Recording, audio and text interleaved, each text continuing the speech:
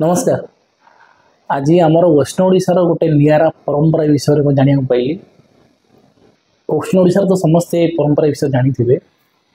जदि अन्य को जिले में ए परंपरा विषय जानी बा ए परंपरा अच्छी टी मत कमेंट जनइबे।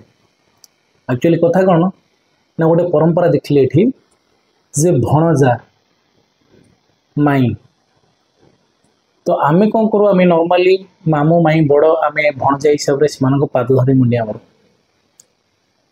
किंतु वैष्णव ओडिशा रे भणजांकर पाद धरी मुंडिया मारती माई आउ भणजांकर पाद धुआ पानी भी पिंधि माई।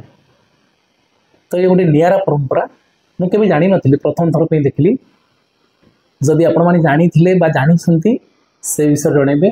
ताकू छाड़ी दी खोड़ी मध्य पुतुरांकर पाद धरी मुंडिया मारती कौन पर परंपरा अच्छे तो मुझे जानी कि दिमाग लगुच जे भगवान श्रीकृष्ण जमी भणजा हो मामू को निधन करते मारी बोधे मामूर सुरक्षा आउ मंगल कामना करी माई मैंने बोधे ये परंपरा बजाय रखिंट।